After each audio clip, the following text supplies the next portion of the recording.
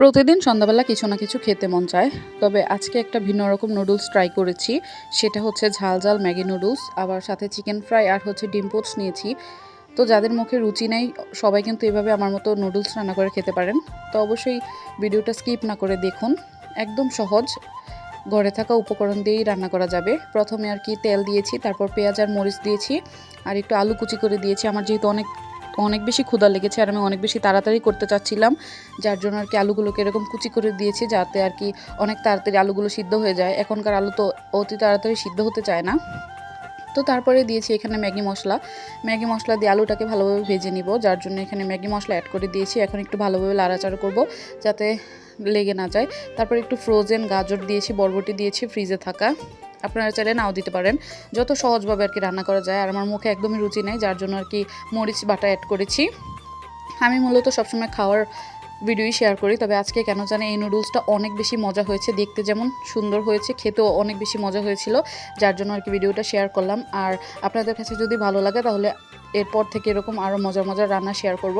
আর এখানে মরিচ বাটা অ্যাড করার পরে এই যে দেখেন কত বেশি লাল হয়ে গিয়েছিল আলুটা।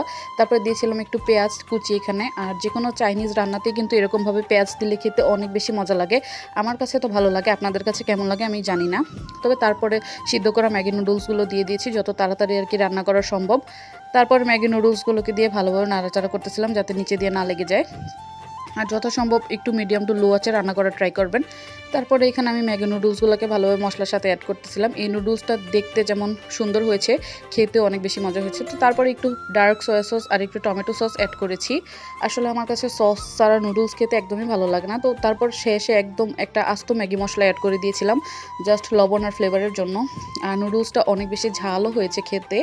আর দেখতেই পারতেছেন নুডলসটা দেখতে কত বেশি সুন্দর হয়েছে। এখানে পর্যাপ্ত পরিমাণে ভেজিটেবলও ছিল। আর এই নুডলসটা মুখে যাদের রুচি নেই আর যাদের জ্বর আছে তারা অবশ্যই সন্ধ্যার নাস্তা একবার হলেও বানিয়ে খেয়ে দেখবেন, খেতে যে কত বেশি মজা লাগে। আর এখানে একটু ডিম পোচ করে নিয়েছিলাম, আর এখানে ডিম পোচটা নিয়ে খাওয়া শুরু করেছি। আর চিকেন ফ্রাইটা আগেই খাওয়া শেষ হয়ে গিয়েছে। তো যাই হোক, এই নুডলসটা কিন্তু খেতে অনেক বেশি মজা লাগতেছে। আর ডিম পোচটা একটু বেশি হার্ড হয়ে গিয়েছিল, আর একটু হার্ড কম হলে ভালো হতো। তবে চুলার আঁচটা অনেক বেশি ছিল, যার জন্য আর কি এরকম বেশি হার্ড হয়ে গিয়েছিল, চামচ দিয়ে ছেঁড়া যাচ্ছিল না। আর এই ঝাল ঝাল নুডলসের সাথে হচ্ছে চিকেন ফ্রাই, তারপরে হচ্ছে আপনার ডিম পোস্ট থাকলে তো খেতে আরও বেশি মজা লাগে। কোনো ঝামেলা ছাড়াই, ডিম ছাড়াই আপনার এভাবে রান্না করে তারপর পোস্ট করে নিতে পারেন। আমার কাছে তো বেশ ভালোই লাগতেছিল, আর অনেক বেশি ঝাল ছিল, একদম নাক দিয়ে মুখ দিয়ে পানি বের হয়ে গিয়েছে। তো আপনাদের কাছে ভিডিওটা কেমন লেগেছে অবশ্যই কমেন্ট করে জানাবেন। আর অতি সহজেই কিন্তু ঘরে এরকম ঝাল ঝাল নুডলস করে খেতে পারেন, বাহিরে আর যেতে হবে না। বাইরে গেলে অন্তত 250 থেকে 300 টাকা খরচ করতে হয় এরকম রেস্টুরেন্টের নুডলস খেতে হলে। তো ভিডিওটা ভালো লাগলে অবশ্যই চ্যানেলটা সাবস্ক্রাইব করবেন। আল্লাহ হাফেজ।